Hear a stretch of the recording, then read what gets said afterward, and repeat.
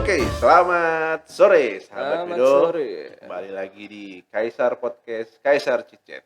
Oke, jadi kali ini kita ada tamu dari Kasubsi Pemeriksa Keimigrasian Kantor Imigrasi Kelas 1 TP Makassar, Bapak Reza di depan saya. Jadi Pak Reza ini merupakan alumni Akademi Imigrasi Imigrasi 11 ya, 11 ya, ya, yang tahun saat ini 2009. betul, yang saat ini menjabat sebagai Kasubsi Pemeriksa Keimigrasian ya. Ya, Yang berada di bandara kan Pak? Benar ya Pak? bandara. Oh iya, betul sekali.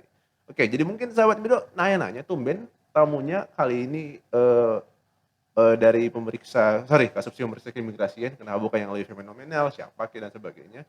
Karena sebenarnya ada hal yang harus kita hal mungkin lagi trending topik di sini tentang akan dibukanya international flight ya, betul Pak ya? Iya, benar. Dan Bandara Sultan Nasruddin Makassar termasuk salah satunya? Termasuk. Oh Ya. gitu. Oke, coba mungkin dijelaskan dikit Pak terkait Ya. hal tersebut?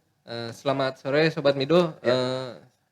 Jadi saya di sini dipercayakan untuk bertanggung jawab di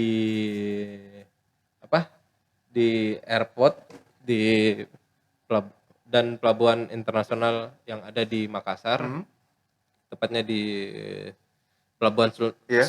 Soekarno-Hatta. Iya. Kalau di Makassar itu pelabuhannya namanya Soekarno-Hatta. Oh, pelabuhannya Ya. Pak ya, oke betul. Jadi jangan salah tuh. Soekarno-Hatta kan ada di Jakarta, tapi dia Iya. airport ya. Betul Pak.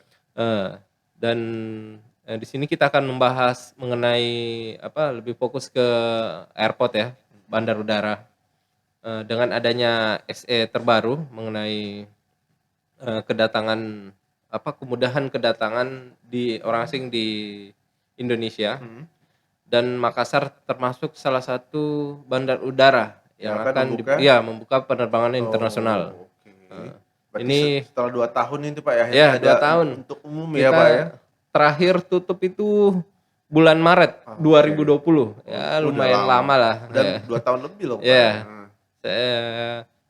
Jadi kita selama itu kami di bandar udara ini cuma melayani penerbangan kargo dan charter flight, tapi charter flight ini mengenai kesehatan, entah itu ada orang sakit atau apa, kita hanya melayani itu. Bukan charter flight buat wisata. Buat wisata. Enggak.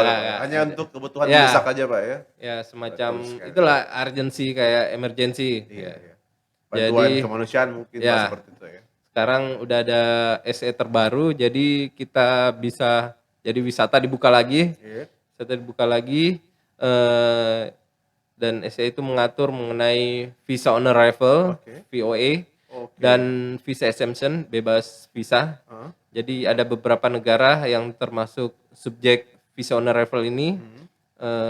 Kalau menurut SE yang terbaru itu ada 43 negara. 43 negara. Ya, dan visa exemption atau bebas visa itu ada 9 negara. Jadi penerbangan internasional akan dibuka dengan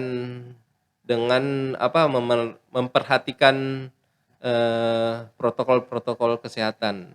Ya. Oke Pak, jadi sebelum lebih jauh nih bahas kita masalah VOA atau visa on arrival dan visa exemption, mungkin bisa dijelaskan sedikit mungkin kepada sahabat Mido yang belum tahu apa sih itu visa on arrival, apa gitu, nggak pernah dengar ini visa exemption visa dan sebagainya. Ya, jadi visa on arrival itu visa yang dapat di-apply pada saat kedatangan. Jadi pada saat orang asing yang termasuk negaranya termasuk subjek visa on arrival. Oke. Dia 43 negara tadi Pak ya? 43 negara tadi. Yang bersangkutan bisa membeli visa tersebut. Kami bekerja sama dengan Bank BRI, Bank Rakyat Indonesia. Hanya BRI Pak ya? Ya, hanya BRI Pak, BRI. Untuk membeli visa tersebut. Setelah itu yang bersangkutan bisa langsung menuju petugas imigrasi yang di counter imigrasi untuk diterakan visa on arrival. Itu untuk visa on arrival. Sedangkan visa exemptional itu apa? visa exemption itu buat free visa ya. Oke. Jadi ada beberapa negara subjek visa exemption ini tidak memerlukan visa. Jadi pada Oke. saat kedatangan bisa langsung diterapkan apa? Visanya. Ya, izin tinggalnya, Izin tinggalnya izin ya. tinggal. Itu Jadi untuk keperluan wisata aja berarti Pak ya? ya Oh, buat oke. keperluan wisata. Tapi kita harus melihat juga orang-orangnya ada kalau menurut kemarin kami jadi kemarin tuh kami melakukan rapat dengan stakeholder terkait seperti CIQ, Oke. custom, karantin dan imigrasi Iya. mengenai aturan-aturan apa saja yang akan Diterapkan nanti. diterapkan pada saat penerbangan internasional ini. Jadi ada beberapa poin dari kesehatan itu orang asing ini masuk Indonesia ini ada persyaratannya, yang persyaratan tambahan terkait COVID ini seperti mereka harus punya asuransi Oke. di sini. Jadi takutnya orang asing ini datang ke Indonesia malah jadi beban buat Oh, negara kita. betul. I Iya. see, Pak. Jadi mungkin lebih kepada persyaratan kesehatan, Pak ya, Iya, teknis kesehatan ya. jadi takutnya bukan malah negara kita malah dapat Maunya untung malah buntung gitu, Pak ya. Iya, oke, betul sih, Pak. Itu juga salah satu fungsi migrasi sebagai selective policy ya, Iya. menerapkan kebijakan selective policy. Ya kayak gitu. Oke. Jadi ada beberapa jadi kayak eh, warga negara asing ini yang masuk ini juga harus ada PCR Iya, kan, iya. biar bahwa dia negatif, biar negara orang yang masuk ke negara kita ini ya aman lah, Iya. nggak bawa penyakit lah Betul, masuk ke Pak. negara kita. Itu yang paling utama. Jadi mungkin ini good news juga ya untuk sahabat muda yang lagi LDR, terus pacarnya lagi di luar sana, apakah cek-cek dulu tuh apa masuk enggak tuh ke 43 negara. Kalau misalkan iya ya bolehlah kangen-kangenan, atau mungkin udah mau yang lamaran, udah bisa Pak ya berarti ya? Ya bisa lah. Bisa ya, Pak? Asal itu dapat restu dari orang tua ya. Oke, betul sekali itu Pak. Oke, satu lagi nih Pak, satu lagi sebelum kita akhiri. Ya. Ada satu pertanyaan yang sering banget masuk ke saya. Sudah bisa umroh atau belum Pak? Penerbangan iya. dari Makassar, maaf. Kalau umroh ya alhamdulillah sudah bisa. Sudah bisa? Karena, Oke, bagus tuh.